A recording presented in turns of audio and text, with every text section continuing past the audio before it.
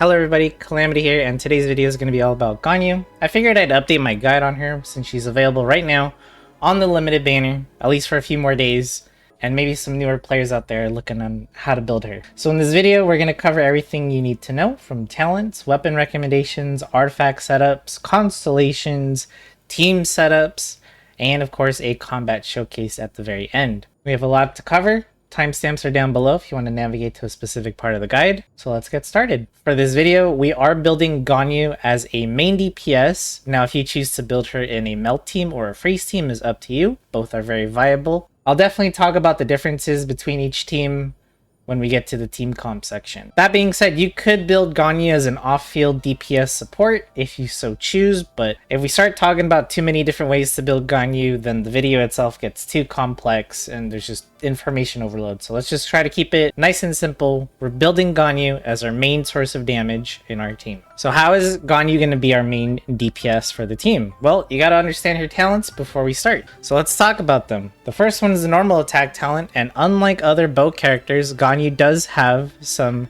special mechanics to her charge shot. Ganyu actually does that as well, but she can continue to charge after that first initial one. So you can see on the left she has a level 2 charge where she will fire what's called a Frost Flake arrow that deals cryo damage, and that arrow will then bloom and do another hit dealing AoE cryo damage. This right here is the main source of all of our Ganyu's damage. This right here. We're not doing normal attacks, plunging attacks, or even the level 1 charge attack. We want to do Frost Flake arrows all the time. That is big damage right there. This is something a little advanced, but I should mention it. But both hits from the Frost Flake arrow, so the first initial hit and then the second bloom damage, do not have an ICD, so they can actually both melt if you have the Pyro application. An ICD stands for internal cooldown. Now, most characters, skills, abilities, bursts, normal attacks have some sort of ICD, meaning you can't constantly just trigger elemental reactions nonstop. But for some reason, Ganyu's Frostflake arrows do not have this ICD, so both hits do not have a cooldown, so you can actually trigger 2 melts from one fully charged Frostflake arrow. This is insanely good damage. And when we're talking about talents, again, at least for main DPS Ganyu, you want to level this as high as you possibly can. I have a crown on mine. You don't have to. You can settle for level 8 or 9. But definitely, in the future, if you do get a crown, or if you want to use a crown on Ganyu because you just love the character so much, definitely consider crowning it.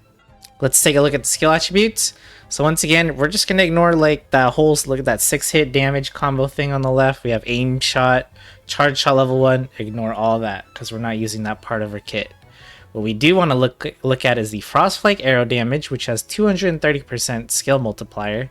And then Frostflake arrow bloom damage, that's that secondary arrow, has almost 400% skill multiplier damage. And again, this is at level 10, so expect yours to be slightly less. But regardless, that is still insanely high damage for a normal attack talent to have. And that is what makes Ganyu such a great main DPS option. Let's take a look at the rest of her kit. So here's her elemental skill called Trail of the... I'm going to be honest, I don't know how to say that, so I'm just going to not embarrass myself and just move on to the skill description. So she's going to leave behind an ice flower that will taunt nearby enemies, and then after either the opponents destroy it or the duration expires, it will explode and deal cryo damage. The amount of HP that this ice flower has, or the ice lotus will have, is scaled based off of Ganyu's max HP. And Ganyu also does a nice little backdash after summoning a flower, giving her some space. This skill is okay. It's definitely not a high priority to level. It's good for just getting some enemies off your back so you can focus on doing your charge shots, your Frostflake arrows. You can see that I haven't even really leveled mine. That's honestly just due to laziness. So if you want to pump some levels into the skill, be my guest, but only after you get your normal attack and even your burst appropriately leveled first. Speaking of the burst, let's talk about it. It says Celestial Shower. So this is going to be a huge AoE. It actually has a really big AoE where it's going to just basically hail. Constant cryo application with a bit of damage. Because if we look at the skill attributes, again, mine's only level 5 because I don't use the burst as much as I should. If you are building Ganyu in a melt team, you actually don't use the burst at all. So that's why I've neglected leveling it. And if you are also planning to make your Ganyu into a melt team, then you definitely can ignore this, at least for now. But if you're doing freeze, it doesn't hurt to pump in some levels into the burst, maybe get it to like level 8 and then call it there. But yeah, we can see that the damage multipliers are pretty low, but this is a skill that hits many times. It does have an energy cost of 60, which isn't that high, meaning you can definitely get this quite easily and consistently with a decent amount of energy recharge and the help of a cryo teammate to funnily use some cryo particles. Now let's talk about the Ascension talents. We have Undivided Heart, Harmony between Heaven and Earth. So the first one, Undivided Heart, is straight up going to give you 20% increased crit rate on your Frostflake arrows, which is perfect for us because that is exactly what we're using. So basically plus 20% crit rate on your Ganyu for free. As long as you're hitting stuff with your Frostflake arrows, you're going to get this effect, and it should be up all the time. The next Ascension talent is going to give you a 20% cryo damage bonus when you're standing inside the AoE of your burst. This is also going to apply to any of your teammates that are on the field, so if you're playing in co-op, maybe your friend's using Ayaka or something, they'll also get the buff from this talent. But for main DPS, it also does affect her, so you can use her burst and then just stand in it for a free damage boost. Again, if using melt, and I'm gonna say this a lot, sorry if I'm gonna sound like a broken record and it's gonna sound annoying, but if you are using melt, you do not use the burst, so we don't really get the value from this. But if you're using freeze, then you actually do get the nice little 20% cryo damage bonus. The last talent we have is called Preserved for the Hunt. This is just going to refine some of the ore you use when you're crafting bow type weapons, which is actually really useful. Because speaking of weapons, let's talk about them for Ganyu. Now you might notice my Ganyu has what is considered actually to be her signature weapon, the Amos bow. This weapon is actually available on the standard banner, but that doesn't mean I recommend waiting until you eventually pull it. To give you some perspective, I have been playing this game since launch, and I barely just got this. This is my first Amos bow after almost 2.5 years of playing consistently. I have not taken a break from Genshin since it's been launched. And this is my first ever Amos bow. But that being said, RNG is just going to be RNG, right? So some of you might be playing, you just started, maybe you got a couple banner pulls on the standard banner, maybe you were able to pull one already. Lucky you just got a really solid weapon for Ganyu no matter what kind of team you're going to put her in. If not, and you're unlucky like me, and you're looking for some alternatives, Ganyu has plenty. The first one I'm going to recommend is called the Prototype Crescent. This is a weapon you can craft, and it's available as early as Mondstadt. This weapon has a substat of attack percentage, which is nice, and it's going to give you an increase of attack percentage and movement speed when you hit a weak spot on an enemy. Now, most enemies in the game do have a weak spot. Like, for example, Hilichurls, Treasure Hunter dudes, you go for headshots. That's their weak spot. If you fought, Ruin Guards, they have their obvious weak spots. And once you hit them, you'll get a nice boost in damage. But just keep in mind, not every enemy in this game does have a weak spot. So if you do encounter those, you'll be missing that nice little buff you get from this weapon. That being said, regardless, this weapon is a good starter option for your Ganyu and will definitely carry you throughout your adventures in Teyvat. Another free-to-play option I can recommend is the Blackcliff Warbow. This weapon you can get from Paimon through the Paimon's bargain shop window. This is where you exchange your, I believe it's called Stardust, right? You get Stardust from doing pulls on both the standard banner and the limited banner, and you build up Stardust, and you can use this to trade with Paimon to get free weapons. The weapons effect is only good when fighting groups of enemies, not so much for bosses, because most bosses in this game do not summon adds. But nonetheless, it gives you crit damage as a substat, which is really nice. Another weapon I can recommend, but I simply just don't have it, is the Hayayumi. I believe that's how it's pronounced or how it's spelled. I'll have a picture of it pop up somewhere. This is also another weapon you can craft in Inazuma, and this one's going to increase your charge attack damage based off your energy. So if you have your burst ready to go, which if you're playing Milk on you means yes, you should because you don't use it, well then you're gonna have a sizable increase in your charge attack damage, which is actually really nice. And I would put this weapon above the Prototype Crescent because you can have this effect available in boss fights or groups of enemies all the time, basically. Now, for the 5-star lucky people out there and wondering what you can use on your Ganyu, the trifecta of 5-star bows are gonna work just fine. And if you're wondering what the trifecta is, it's going to be Thundering Pulse, Aqua Simulacra, and the Polar Star. These three bows have amazing substats of either crit damage or crit rate, so it gives them a nice boost in stats there, as well as a decent enough weapon effect that Ganyu herself can take advantage of. Maybe not, the entirety of the effect, but she can take advantage of most of the effects and get a decent damage boost from each weapon. There is one more weapon I want to mention for Ganyu, but it's not available for anyone that hasn't played in the 3.0 version of Genshin Impact. And that weapon is called the Hunter's Path. This is a weapon that was only available when Tignari was back in the limited banner, before he was in standard. Because he's now a standard banner character, characters in the standard banner never ever get a rerun on the limited banner. And seeing as how that's Tignari's signature weapon, we have no idea how we're going to be able to get that weapon again. I believe Hoyoverse should move it to the standard banner if it's not there already. Yeah, it is going to be actually the best weapon you can get for Ganyu if you're going for the melt route. I feel that was enough weapon recommendations to definitely get you started. Now let's talk about artifacts. When it comes to artifacts, it depends once again on how you want to build your Ganyu. If you're going freeze, the most obvious option and the best option is always going to be a Blizzard Strayer. Anything having to do with freeze, Blizzard Strayer.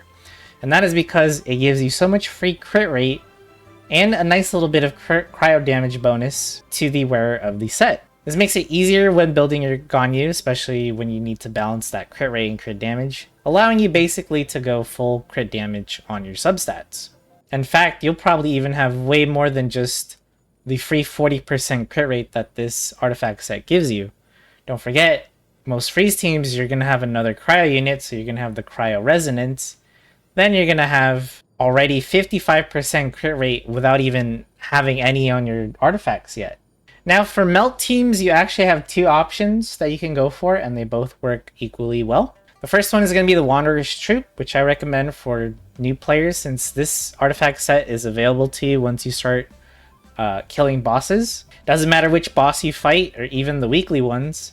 Every boss in the game either drops Gladiator's Finale or the Wanderer's Troop, and this one's going to be great for Melt Ganyu just because of that nice boost in Elemental Mastery.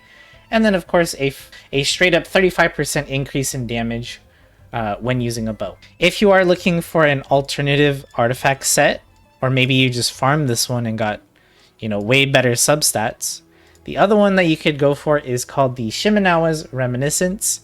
This is an artifact set that gives you an attack percentage bonus on 2-piece effect. The 4-piece effect actually synergizes really well with how we play Ganyu.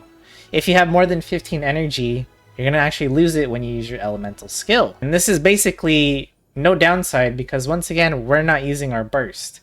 The only time this is a downside is if you're using the crafted Inazuma bow, the Hayayumi, as we do want full energy so that we can maintain that weapon's effect. But if you're not using that, then the Shimenawa's Reminiscence has no downside basically. Now that you've decided on an artifact set, depending on which build you're going for on your Ganyu, the substats that you're looking for on each piece is going to be the usual substats that you would look for on any main DPS, and that's going to be crit rate, crit damage. Second would be Elemental Mastery if you're going Melt. Elemental Mastery does nothing if you're doing Freeze. So if you're going for a Freeze team, you can bypass Elemental Mastery completely. The next stat after Elemental Mastery, or if you don't need it at all, would be Attack Percentage. That's going to be good no matter what team you're building your Ganyu.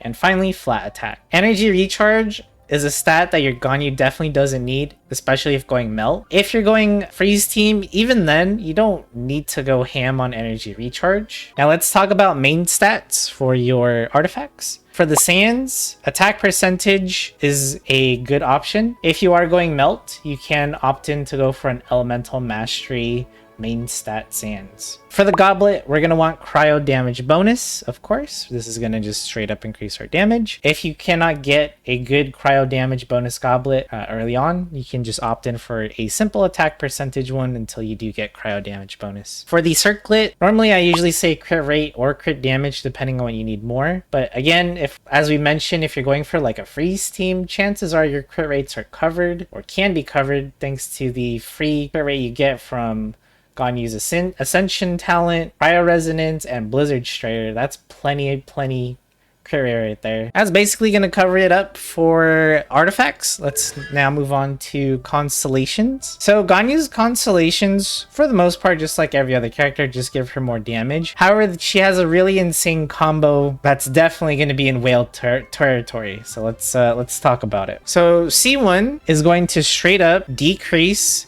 your opponent's cryo resistance when you hit them with level 2 Frostflake arrows, which is perfect. It's exactly what we use once again when we hit our opponents, is Frostflake arrows. You'll also regenerate 2 energy for Ganyu, basically solidifying the fact that you do not need energy recharge on your Ganyu. She can basically refill her own elemental burst with her Frostflake arrows. The reduction in cryo resistance is nice. The energy doesn't really matter for melt teams. Now let's look at her C2, the Auspicious. So you're going to gain an extra charge of her skill. Now on paper, you might look at this and think, what the heck? That doesn't sound good at all. And you'd be right. This constellation by itself sucks because you don't really use the skill that often. But another way to think about it is if you are using Ganyu and you do want her burst up, having 2 charges of her skill means double the particles essentially. It's a nice way to have the flower up to just again keep the pressure off you, since it will taunt nearby enemies, letting you get some free time to charge up your Frostflake arrows. But there is actually an insanely good combo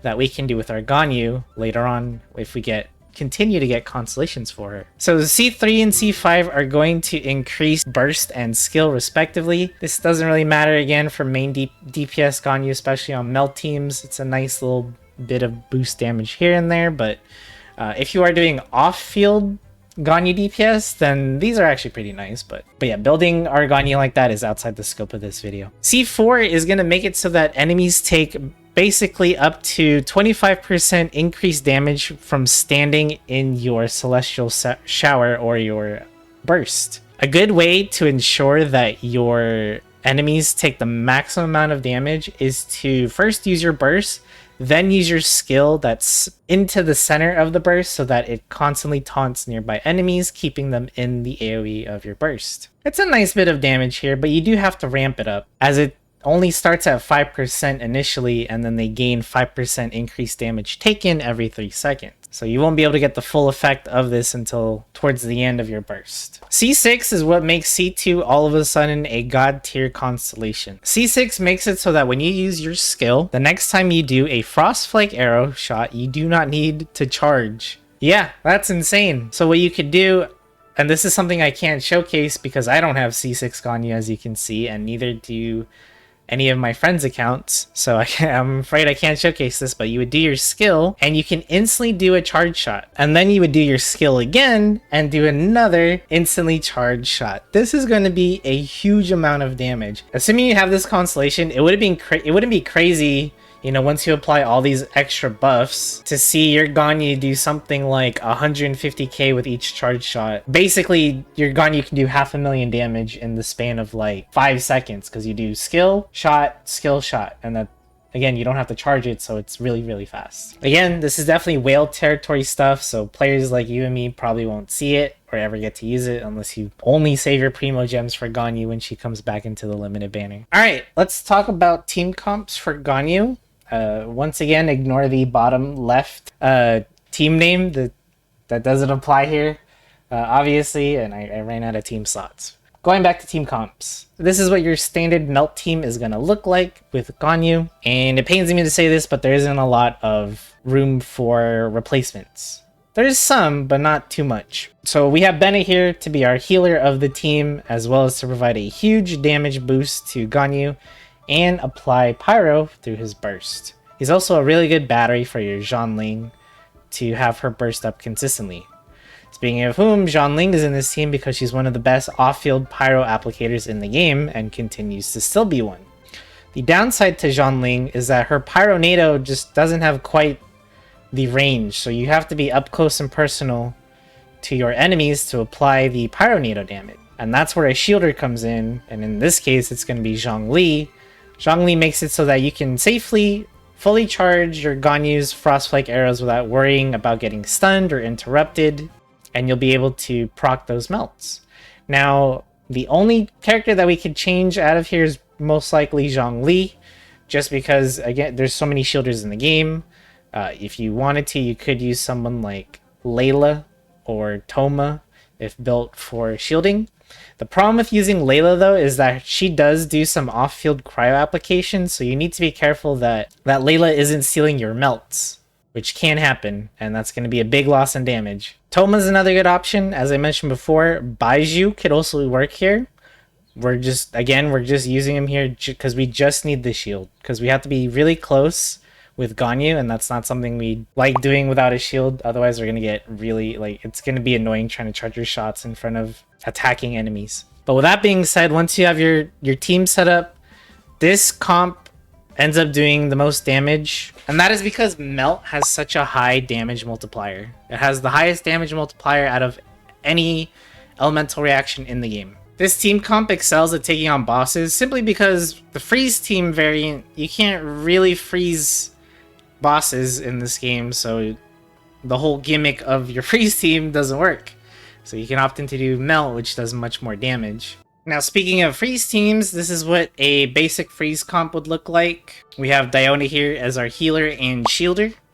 We have Venti here to help group up our enemies, and Ganyu can synergize with his burst. Mona is here to apply Hydro and to freeze our enemies, as well as provide even more damage amplification. This is a team that excels at fighting groups of enemies, since, again, Venti scoops them all up for you and puts them into one big ball in the sky, and Mona helps you deal even more damage, and Ganyu basically kills everything. This is usually a safe team comp. Basically nothing can touch you except bosses and other cryo-resistant enemies, but for the most part it is safe. Now there's other team comps that Ganyu has these days that might be different from what you're used to in the past. This would be an example of a Hyperfridge team. The only thing that's incorrect here is the Barbara. Just pretend the Barbara is either a Yato or even Kokomi, because you want a strong and solid Hydro off-field applicator, and Ayato is amazing for that. Ayato's burst is basically the same thing as Ganyu's, but just Hydro. And mixing that with Nihida, who can do, once again, do off-field Dendro application. Raiden Shogun can do off-field Electro application.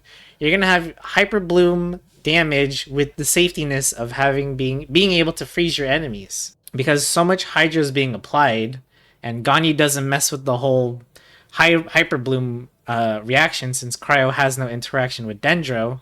Ganyu is free to freeze your enemies while they get blasted by these Dendro cores. There is one more team comp that I would like to share, and this one is actually pretty cool, but it's not new player friendly. It does require Nihida. So what you're going to do in this team is you're going to apply the burning status to all your enemies. Because of Nihida's skill, she can apply a elemental reaction to all enemies that she has tagged with her elemental skill.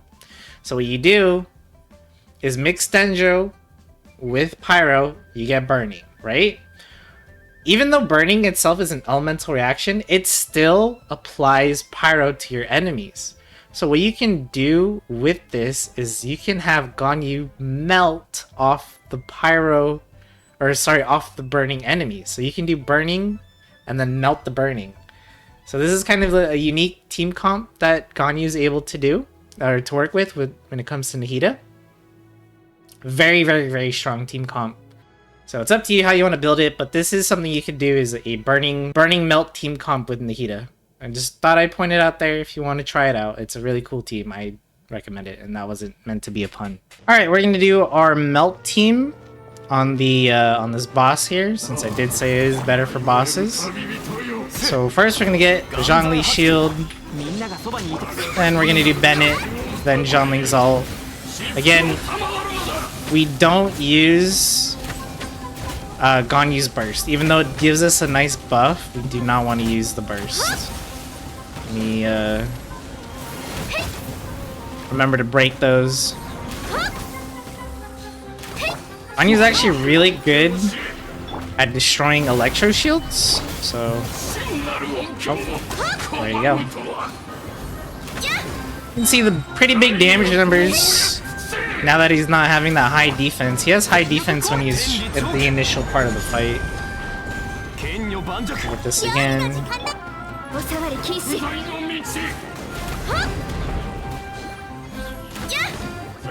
I don't think Cryo is good for destroying the Pyro shield here, but...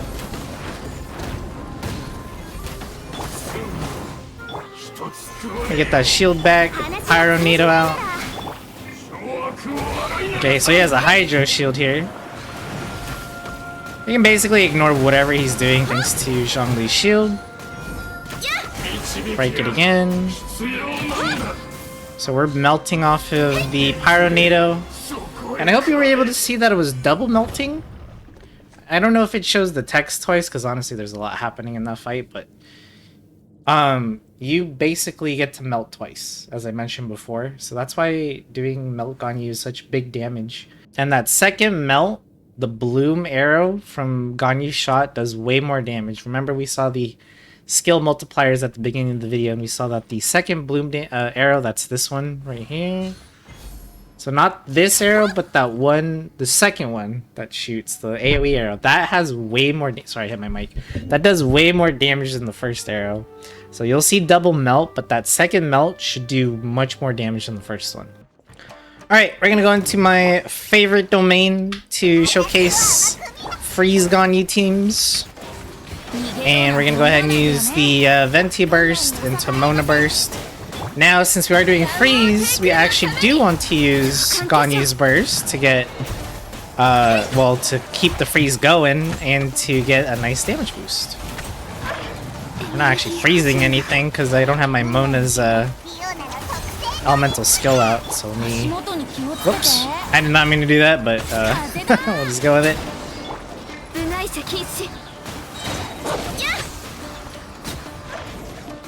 We are taking quite a bit of damage here just because these wolves are pretty nasty with the corruption, I believe it's called. They can basically shoot through shields and continue to damage you. Now these guys with shields are easy to deal with because we can just freeze them, and when they're frozen, it doesn't matter if they have a shield or not, we can just damage them like so.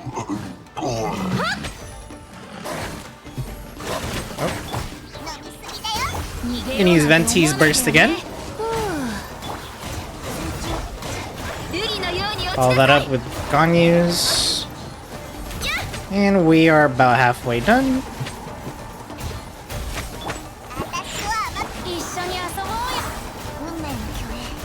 And try to freeze them. Because these wolves move around a lot. So it's nice to be able to freeze them. Well, until Mona's skill ran out. If you have someone like Kokomi, your freezes will definitely be a lot more consistent, since she does plenty of off-field Hydro application, whereas Mona does not. Alright, let's stay healed up. I'm gonna freeze these guys again, so I don't have to deal with the shield guy.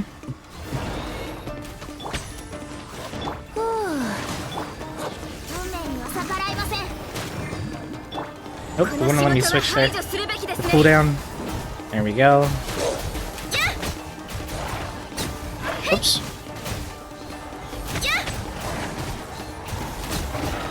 Alright. That is going to be a wrap for this domain.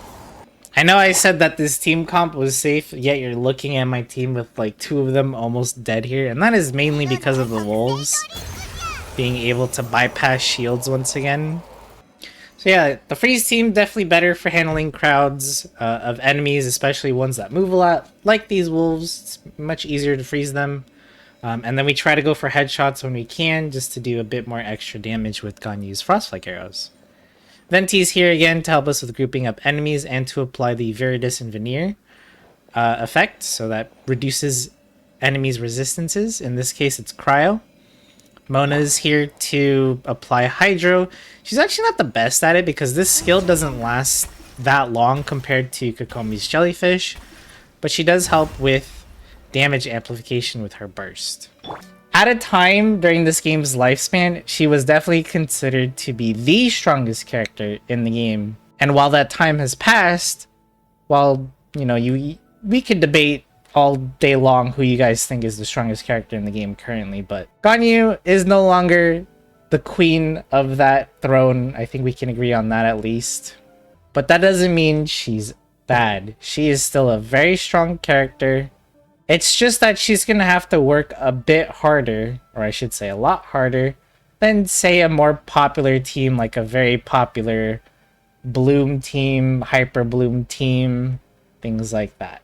That being said, that is going to be it for this guide. If you feel like I missed anything, or you still have additional questions about Ganyu and how she works and or how to build her, please leave a comment down below. I'll do my best to try to answer you. Don't forget to subscribe if you like this kind of content. Leave a like as well. It helps me out greatly. And I will see you all in the next video. Thanks for watching.